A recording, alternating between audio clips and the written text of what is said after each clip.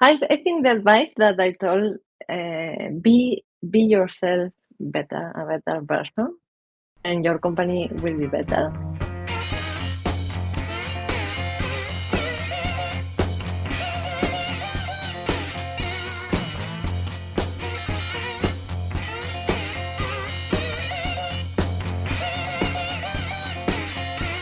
Our featured speaker today is the co-founder and director of growth at MTI Selling.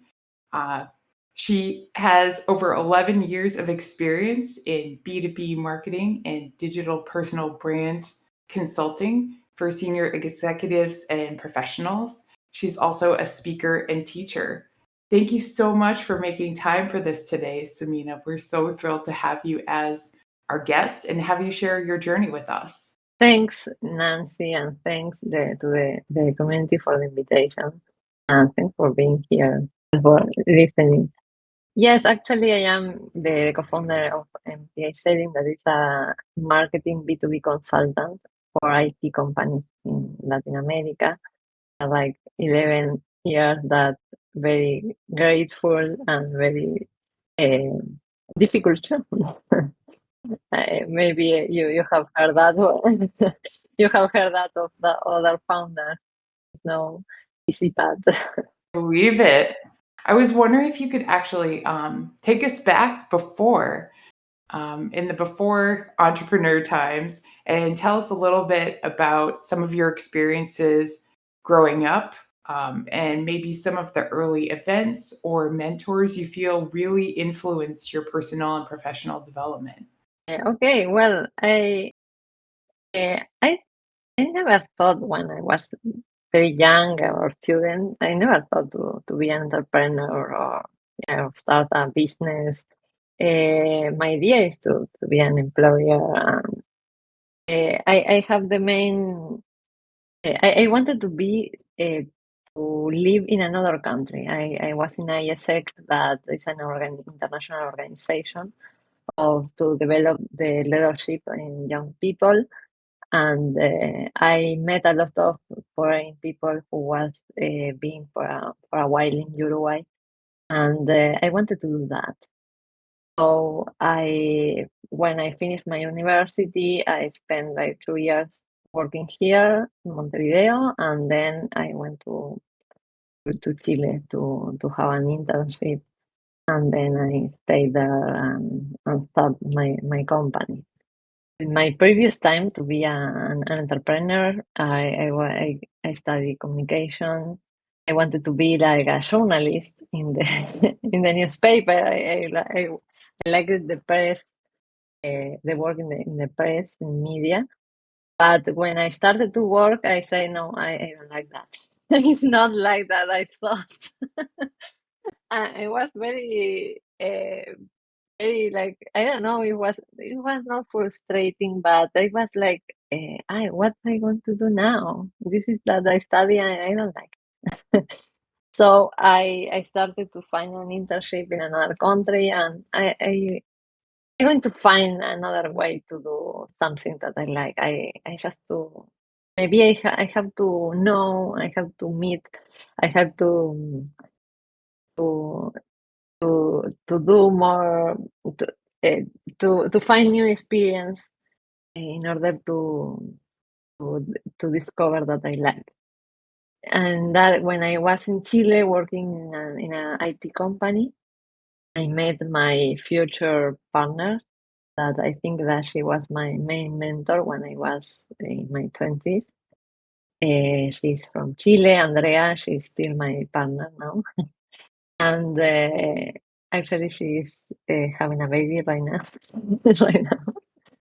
Yes, the baby was yesterday. She went to the hospital. And and she guided me a lot. She was my boss in that time. And someday she told me, well, why if we are working here doing sales and marketing in an IT company, why we don't create a company to do that in for other IT companies? So The thing is, I was fired, and she was my mentor in that company, and to start the business and to like to develop my relationship and my contacts in Chile. I was very young when I went to Chile. I was 24 years, and I didn't know anything about the corporate world, the company's world. I was working in the media here in Uruguay. I was very young. So she was very like a teacher, a very good an excellent mentor personally, and for my first steps in the like the business world in Chile. Then I had others, but I think I don't have like I didn't have like a formal way to have a mentor. I just asked for two two mentors that I have a talk, a conversation in a cafe twice a year, and they helped me a lot. But as developing my network or my conversation or how to can be how to create relationship in the uh, like in the enterprise world. I think the impact of a mentor on an entrepreneur can be so difficult to quantify, but is so important. And I really appreciate you sharing that with us. Um, I believe you have a master's in educational technology. And I hope I don't butcher the name here, at Tecnológico de Monterrey. Yes, in Mexico. How did you decide to pursue a degree in communication? Well, it seemed it happened something similar to with the journalism. I didn't know. I when I was 16 years, I wanted to be a lawyer. When I finished my bachelor, that is the last year of the high school, I say that no, I don't like to be a lawyer because I didn't like the topics. So I just find a scholarship in an university in Montevideo, and communication it seems something like very broad, but I like the communication. I like to write. I like to talk, to relate, to know people. So say I'm going to study that, and then I will find what I like. And then the master degree in the Tecnológico de Monterrey, I I chose that because I really like the process of learning and teaching. Procesos de enseñanza-aprendizaje in Spanish, but learning teaching process. I really like that. My parents are teacher retired now, but I think that inherit that vocation. And actually, my company, the most that I like is to keep the relationship with my clients and to do consultants. And now I'm a teacher for that. I like my master degree in order to learn how to optimize or maybe make better the process of learning and teaching in the companies. That's a great reason to start teaching. So how was it selling that appealed to you, or how did you kind of like make that leap into your career after you knew that you didn't want to be a lawyer? And I mean, I'm grateful for your sake that you knew that in high school and not after some years at university. I think it's great to have that sort of self-perception that, at least you know what you're not interested in. So how did you really find selling and communication as like, not just an area that you went to school for, but like an area of focus that you wanted to focus your career on? Well, I didn't think. in that way, I just was exploring because I didn't want to do that. I didn't want to go as a lawyer then. I didn't want to keep in the path as a journalist. I started to work as a journalist in Montevideo in one of the main newspaper and say, no, I don't like that. But what I like, I was discovering that I like to talk and meet new people. So I just um, try to find another way to keeping that with just meeting new people. That is what that I like. I really like to write in the press, but not with the hurry of you have to publish now at 6 p.m. No, just write without hurry. So I just to start to find new ways. I wanted to go to another country, and then they find that the I found a way like working in a company doing marketing and communication. Say, "Oh, okay, I will try with that." And then I like that this is marketing to work in a company. I really like. I enjoy much more, and say I have to keep in that way. Just learning by doing actually was on my path, and not stopping for a challenging or say, no, I don't like that. No. Another thing, try another thing. You are young, you are healthy, you don't have like to worry of care of my family. No, do your path and just did.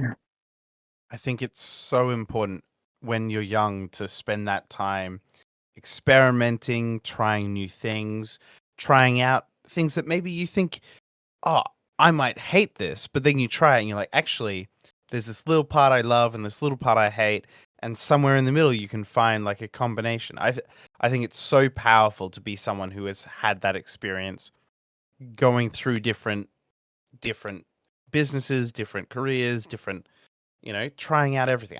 I think that is so smart of you, and I really appreciate you talking us through that. Now, I do want to dig a little bit into the inspiration behind MTI and the original problem you and your founding team set out to solve. Would you mind taking us through that? Well, before to start with that question, you say some very important is try. If you are young, try, because I have heard that 78 or almost 70 the jobs in the future are not invented now. So you have to explore and try. Maybe you will work in something that now is not invented now.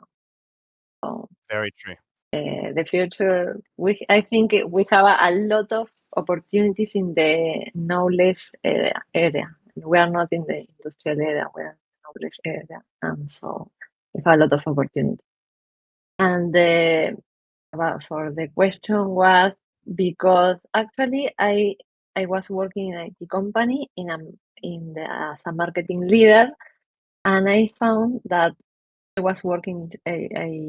I worked in two IT companies in Chile in marketing, and I appreciate that my boss, the general manager, they didn't know anything about marketing.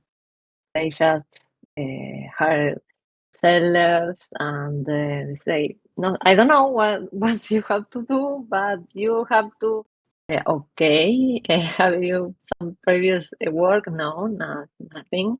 And I saw that in the IT industry, I talking about like 14 years ago, there wasn't a knowledge about marketing in the IT industry. And say here there are an opportunity. I really like the industry. I didn't know anything about the industry, but I really like it. The environment. It's an industry that you can be bored. So I really like that. I say, no, I want to keep working for the IT industry. I discovered that in my first job in Chile. So here there are an opportunity, but I just keep working as a marketing assistant, marketing assistant first, in the second company as a marketing leader, and then my company was the main leaders were fighting between them, and then the general manager say, okay, I'm going to close the marketing area, I'm going to more smaller and fire some sell people. I say, okay, I am in a foreign country, I'm young, but my parents, my family is in Uruguay. What I can do? I have to find a job very quickly, or come back to Uruguay. I didn't want. I wanted to. I really like to. I wanted to live in Chile or maybe in another country, but it's not. It wasn't the time to come back to my home. So I started to find a job, and the first client came because I talked with a IT Uruguayan company who wanted to sell in Chile. So I create a proposal because they say, no, we don't want to hire anybody. We want a service. Okay, I'm going to do a proposal as a service. I always find a way to say yes and keeping my path, or in order to say no and just finding for another job that was very valid. Or no, I say no. Okay, I'm going to do a proposal. 6 months is okay. While I will looking for a job. Okay, and my former boss in that is my actual partner. She told me, if you sell that proposal as a consultant, I give up to the company and we can start a company because we see that there are an opportunity here as a marketing or sell or doing something for the IT industry. Okay, I just talked with the company in Uruguay and I sell the proposal. Okay, I sell a 6 months of contract of service. I have to do something. I haven't done that as a service. I just always be employed, but I create a proposal. I say, Andrea, I sold the proposal. And she told me, what? You said that? Yes, yes, yes.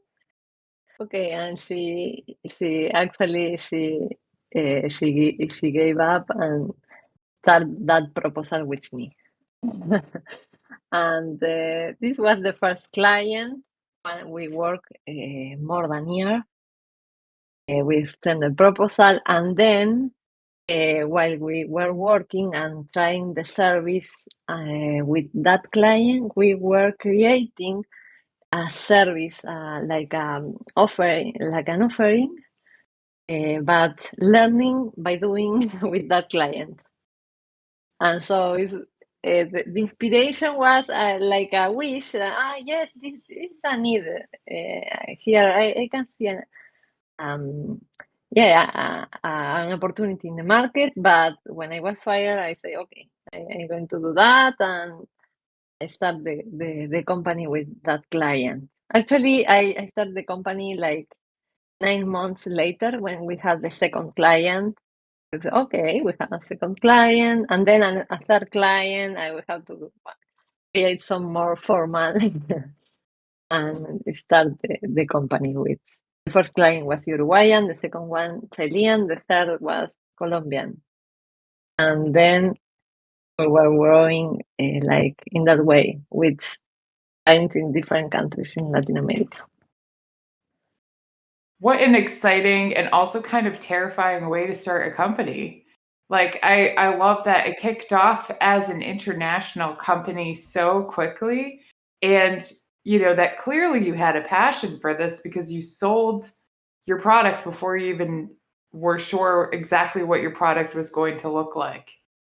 That's an incredible story. Yeah.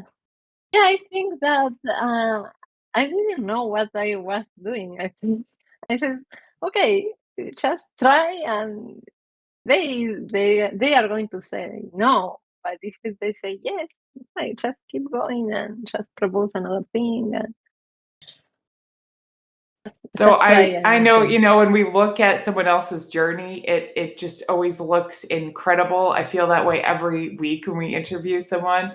But what do you feel like were some of, the big wins, big victories, and then maybe was there, a point that you weren't prepared for that you had to make a major pivot? Okay. Well, the main victories, it's easier, right? Because always we are celebrating that. So, for example, to start in Chile and just billing to another countries, and it was very funny because Chile in that moment hasn't prepared to sell a service to another country. So I was billing with a bill of like similar to export wines with FOB taxes. So I don't know, it wasn't prepared. Now, yes, every country has their bill of service. In those years, no. I think one very good achievement was when we can sell in Mexico. It was very difficult country to sell for us. That very small company in Chile with some clients in Colombia, Peru, Argentina, Uruguay, and then start to sell to clients, to bigger clients in Mexico. And another milestone was when we start to sell to a big brand. We start to work with them for their channels or to their partners. For example, we started to work in the early stage, like the third year, with Microsoft directly in Chile. And then we start to work with Cisco and with their partners, Google, and their channels.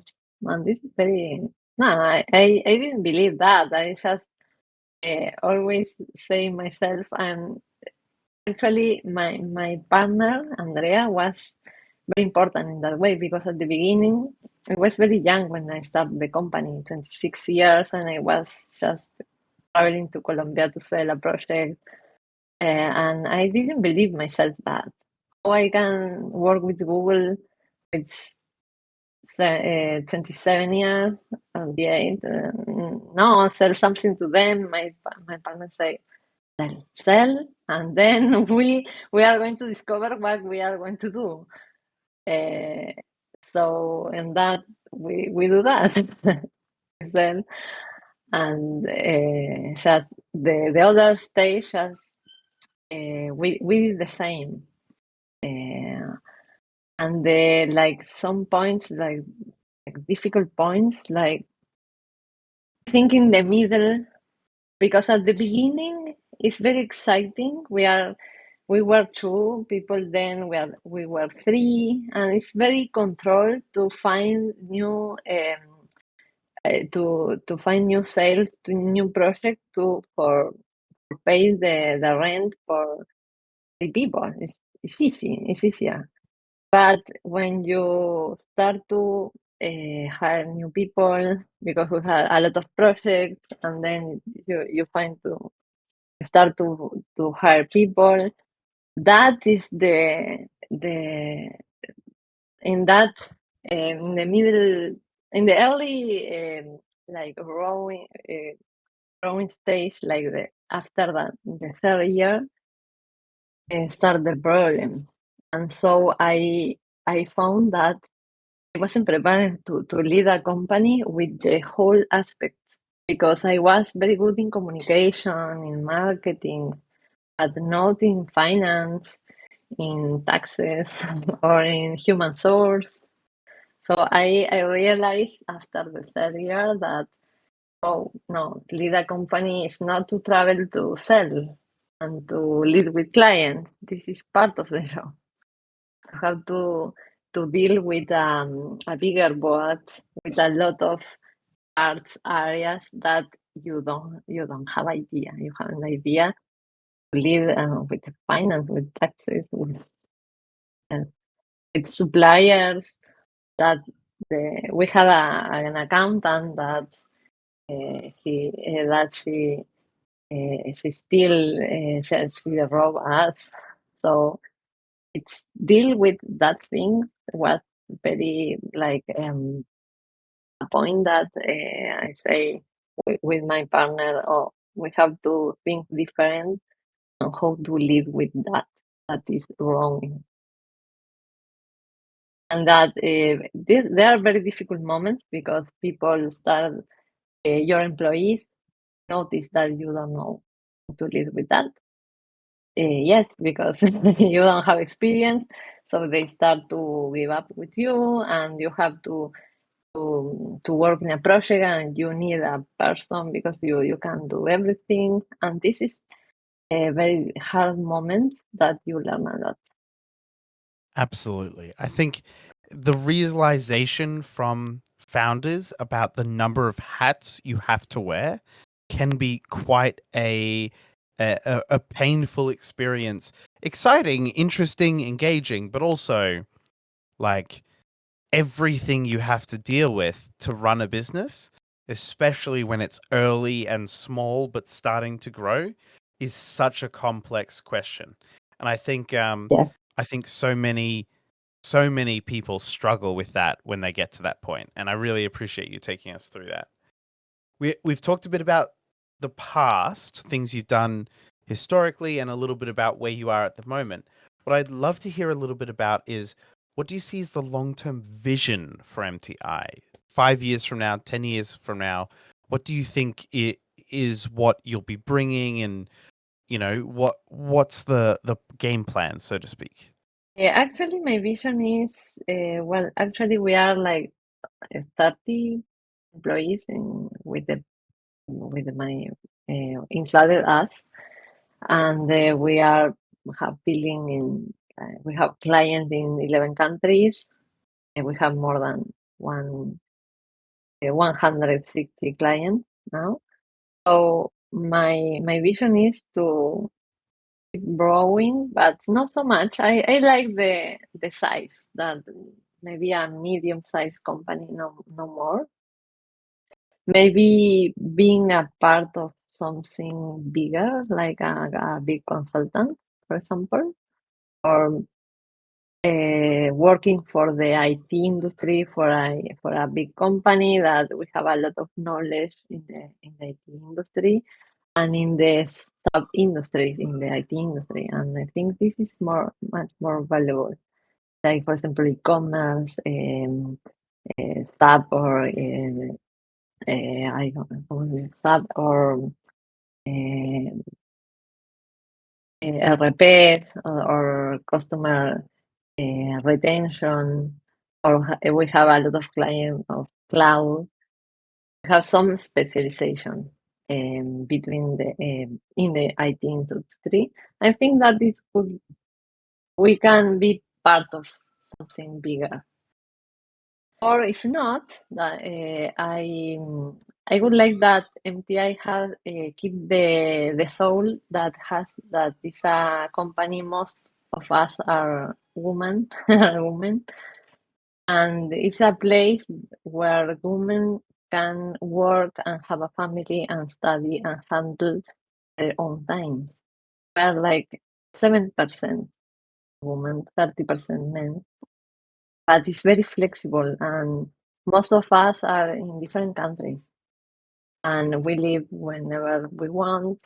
I live in Montevideo now, but I have people that is living in Bucaramanga in Colombia or Brazil, and we have a good environment, like a group of friends that we take care of others, we take care of the clients, and we have to work a lot. We are growing every year, but we can combine with our personal life.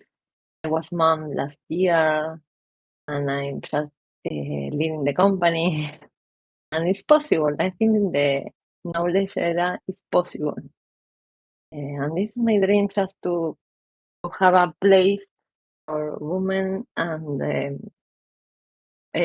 women and men, but for women is much more difficult to find a good job and be a mom, and that to have a good income too.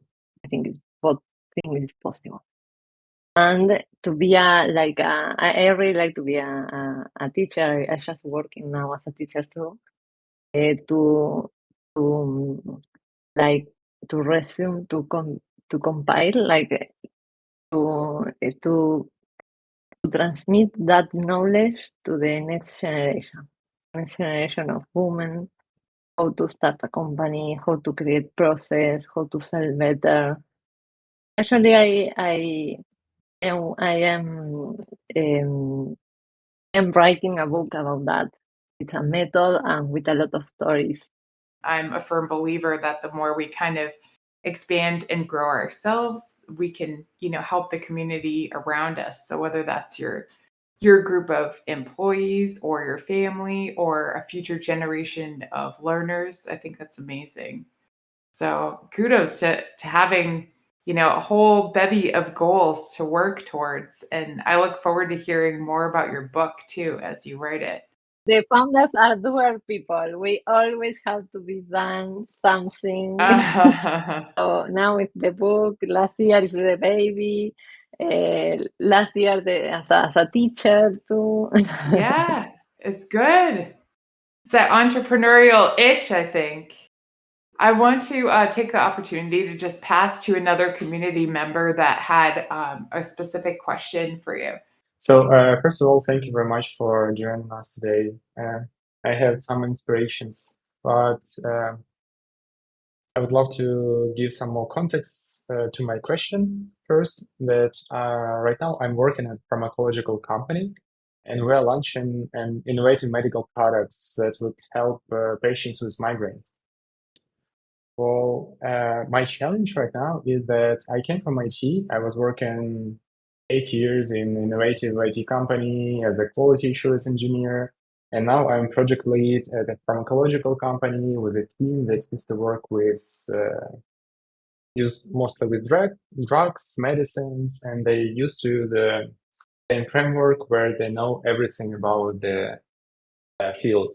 And right now we are working with medical devices, which is slightly less different, slightly different. And on my path, as we work with a lot of uncertainties, I met some resistance from my colleagues from my team adopting to new changes. So my question is, how do you successfully transform teams that are used to traditional methods and to agile approach, especially in environments with innovations and uncertainties? The leadership of our company was very intuitive because my partner and me, we didn't have like a background of human source or leadership before. She came from the sales world and I came from the communication and marketing world. So the thing, my inspiration for the leadership was it's very crazy, but was my own country, like Uruguay. How to Uruguay can be a reference in Latin America, being a very small country, like 3 million and a half, very very small.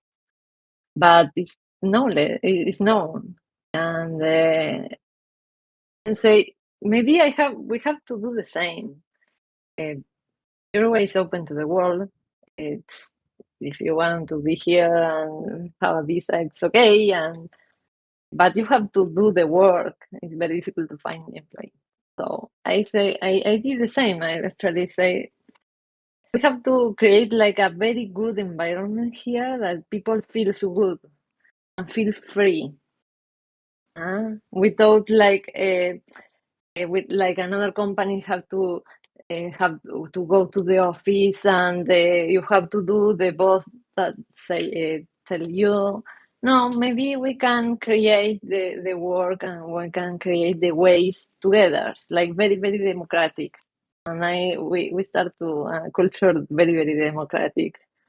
was not when the boss is a leader, but the decisions we take between the managers or between the team too. So that create a sense of like a pertinence, like a pertinence. I don't know what it's in English, like a to that you feel part of an organization, like an autonomy. Daniel, I don't know, Daniel Pink.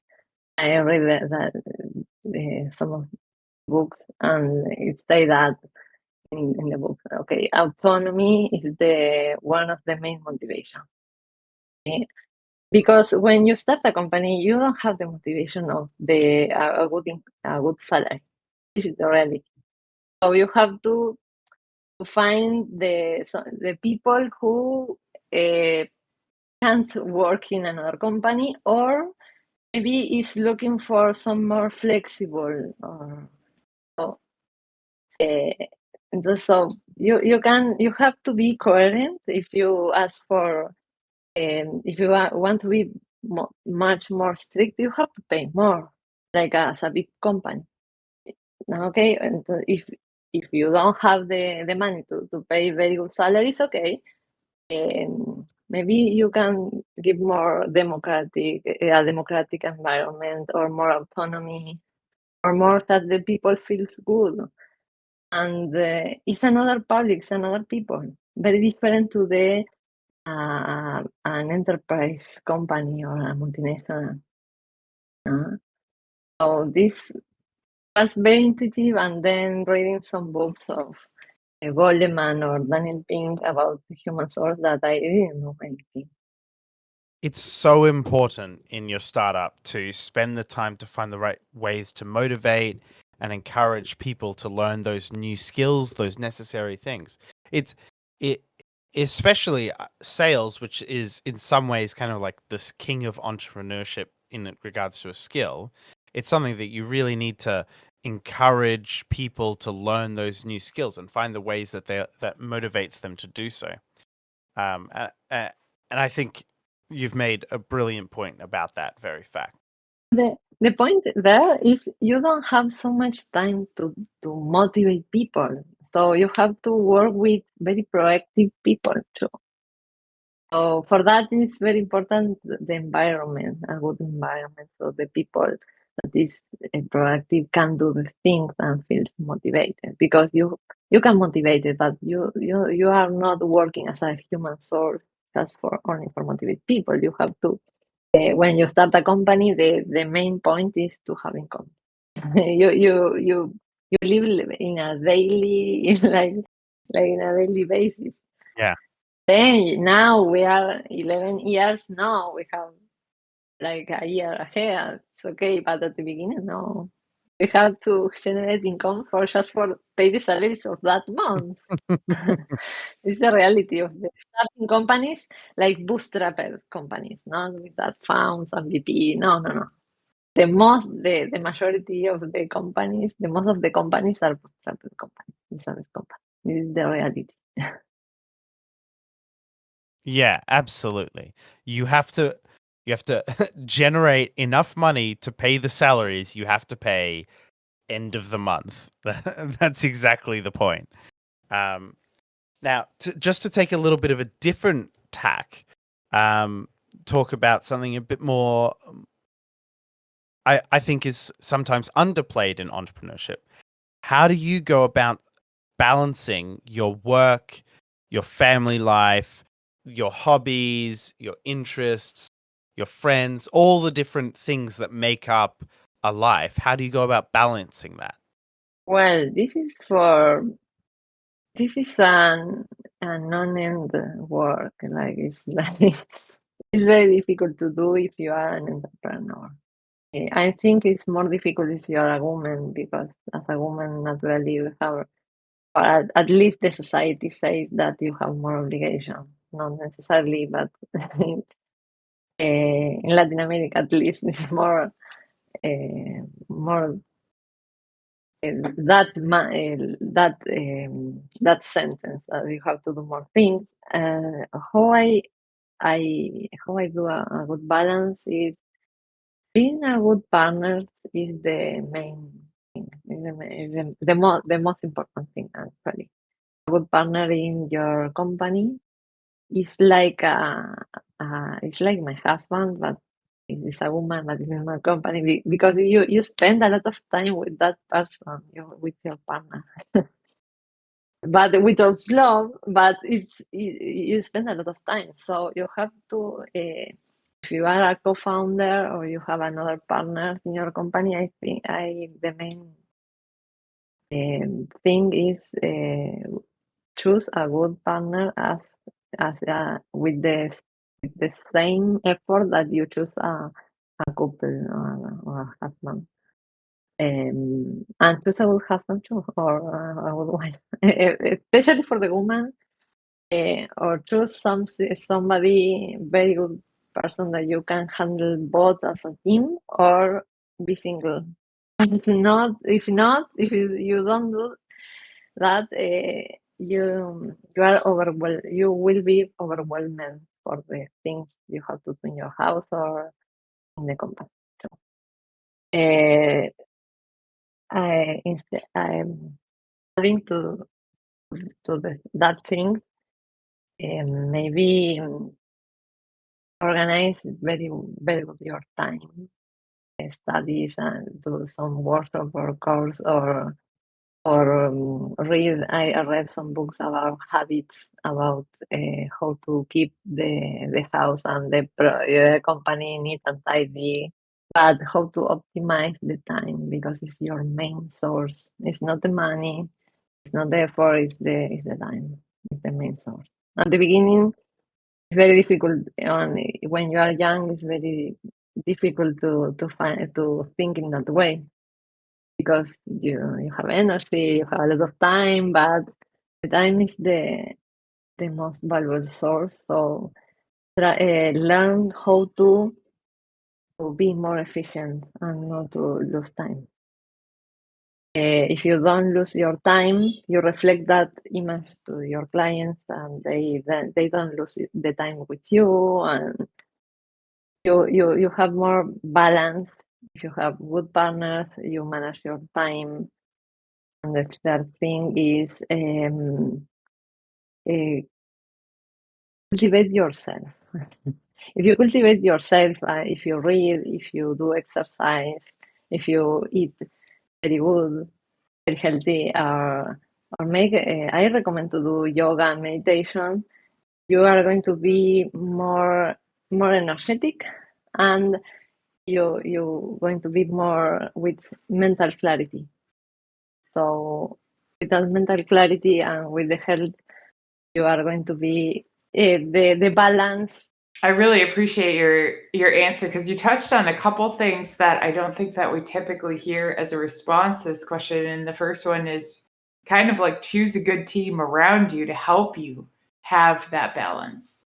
And then the second one is make sure that you're making time for your self-care, which is something I'm quite biased, but I push really hard on people because when we don't, we're not able to, I agree with you. Obviously, I'm very biased. Like we're not able to do things at the same speed, at the same rate, even in the same headspace when we don't do those things to care for ourselves. So thanks for pointing all of that out. And I would like to add a bit more, but it's very important. sure. The company you co-found takes the identity of the main founders. It's like a child of you. The child takes your habits, your manners, your everything. And if you say, no, don't do that, but my baby is just repeating what we are doing. The company is the same. It's incredible. I realized that after 5 years ago, 5 years after that I found it, that I say, no, I have to order that mess because we have a lot of problems in the company. I'm very dismotivated. what happened? And then I started to do therapy, and I just realized that the company was the same profile as me, that was the main leader in that moment. My problem, my way of thinking is the way of thinking in the company. So my advice is like, take time for you and improve yourself, your mind, your health, your spirit, your relationship. Be as a better person in the whole sense. So your company is going to be better. People do that the manager do. Yeah, you're so right. That's such a powerful analogy because, I call my business my baby, and I know a lot of people do, and that analogy definitely rings home for me because you're absolutely right. Like the even just like the subtle communication cues, and as someone that thinks about communication all the time, I'm sure you're in step with this. Like your whole community of people that you work with through your business can kind of pick up on the fact that your balance is off, and then you kind of shift the company culture just like you might with a child. That's a very profound point. I appreciate that. And I feel like we've pulled a lot of wisdom from you, but I actually wanted to just ask you, what words of wisdom might you want to leave us with today? And it could be a quote you like, or advice from someone else, or something again from your own journey, whatever you prefer. I think the advice that I told, be yourself better, a better version, and your company will be better. But another point, I want to say something different of that. Everything can be done, or you can do everything. I learned that in Argentina. I lived too in Argentina and travel a lot to Mexico, to Colombia. So I have been in contact with a lot of different people. So, but in Argentina, I learned that there are a lot of troubles, no? Economic troubles, political troubles. They are it's the biggest crisis that they have passed through. So, but when I lived there, there were a lot of companies. There are a lot of companies. The entrepreneurial movement is very big. But it's like hidden. It's like in Argentina, small companies, they build through Uruguay, through United States. They have some people in every country. So when I talk with founders in Argentina, my mind expands. No, everything can done. I can do everything. They do a lot of things. They can have to solve a lot of things in a very complex context, and instead of they can grow and be happy, say no. The entrepreneurs have to be some months, have to live some months in Argentina to learn that. I recommend that for an entrepreneurial vision, for them, of course. But you can do everything. You can solve everything. I feel so motivated. Thank you so much. It was an absolute pleasure talking with you today. Thank you so much, Ximena. We appreciate your thoughts and everything you've shared with us and taught us today. It's a pleasure to share that moment with you, and I'm very happy to, if you want to talk more. Ximena, I just want to say once again, it's been an absolute pleasure talking with you, learning about your journey and the many things you've dealt with so far. And frankly, I cannot wait to hear about the things you'll do in the future. And thanks. Have a lovely day, morning, afternoon, evening, night, depending on where everyone is. I know we have people from everywhere around the world. But Ximena, it's been an absolute pleasure. And thanks. And keep going. And we are in the best moment to start a business. So go ahead. Perfect. Thank you again. Have a lovely day. Bye. Same to you. Bye bye. Thank you so much. Take care.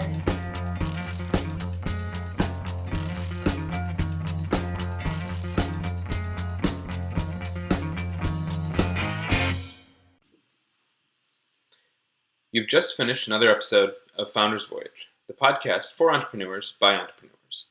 The team at Founders Voyage wants to thank you from the bottom of our hearts. We hope you enjoyed your time with us, and if so, please share this with someone else who might enjoy this podcast. You can also support us by leaving a review on Apple Podcasts and Spotify, and by donating to our Patreon. Outro music today is Something for Nothing by Reverend Peyton's Big Damn Band.